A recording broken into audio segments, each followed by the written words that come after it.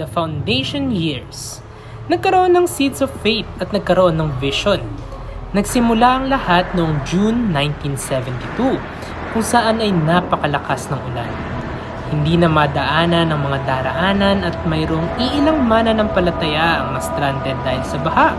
Sila ay sina Brother Jong de la Cruz, Brother Manny Trinidad, Brother Oli Trias at Sister Nanette Arayan na nagbukas ng simbahan sa Sampaguita Street in Santa Ana, Manila.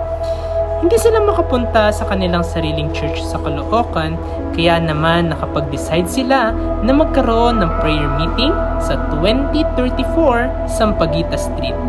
At dahil dito, nagsimula ang Bible study. At dahil sa simpleng prayer meeting lamang, ay nagkaroon ng official Sampaguita prayer meeting. The early years, the first steps ay learning, growing at maging church as a family.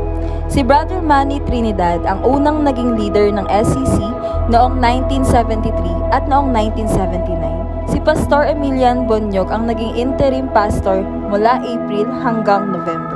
Kaya noong 1980, nagkaroon ng full-time pastor through Pastor Willie Basilio at naging official na June 12 ang anibersaryo ng SCC. The growing years. Ito ang season ng strengthening discipleship at expanding ng ministry. Sa pamamagitan ng mga taong ito, nagsilbering interim pastor sila Pastor Nanding Encluna at Pastor Nard de Castro noong 1993. Hanggang sa sinagot ni Lord ang panalangin ng SCC na magkaroon ng full-time homeroom pastor through Pastor Manuel Bax Lagayan. At naging maganda ang ministeryo. Ilang panahon, kinailangan niyang mag-migrate kasama ang pamilya niya sa Canada noong 2004. At si Pastor Arnold Mercado ang nag-lead sa SCC kasama ang kanyang may bahay na si Pastor Raro. The multiplying years, the year kung saan pinalago ni Lord ang influence ministries at magkaroon ng opportunity para mag-serve. And God granted a second homegrown pastor through Pastor Vicente Jun Singson in 2008 na pagdesisyon nila to implement G12 system of discipleship at nagkaroon ng matagumpay na multiplication of disciples. However, last March 15, 2020, Pastor Jun and Pastor Eng migrated sa USA and left the work to the primary leaders. The enduring years, standing firm through challenges at nanatili ang tiwala sa Diyos sa bawat season. Hanggang sa April 2020 ay naging interim pastor sila Pastor Rico Paner at Pastora Ruth Paner. Kasama ang primary leaders ay nagkaroon ng enduring years throughout pandemic. Ngunit kinailangan nila mag-focus sa TGC na kanilang local church noong 2023. The rebuilding years, a time of restoration, renewal, and rediscovering God's purpose for us. Purihin ang Diyos at sinagot niya na muling magkaroon ng homegrown pastors through Pastor James and Pastora Malis Globong.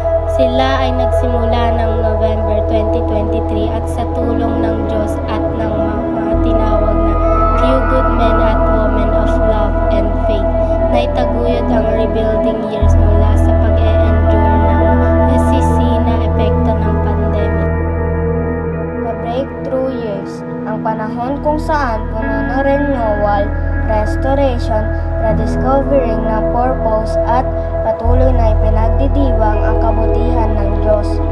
Matapos ang ilang panahon, ang nakalipas ay patuloy na naging parte na lamang ng history ng SCC at ang new season of glorious breakthroughs ay nabubuksan sa haba ng katapatan ng Diyos. Masasabi natin, The God who brought us here is our glorious breakthrough. Siya ang tunay nating maluwalhating tagumpay at dahil sa Kanya, muli nating ipinagdiriwang ang isang maligaya at pinagpalang anibersaryo ng SCC.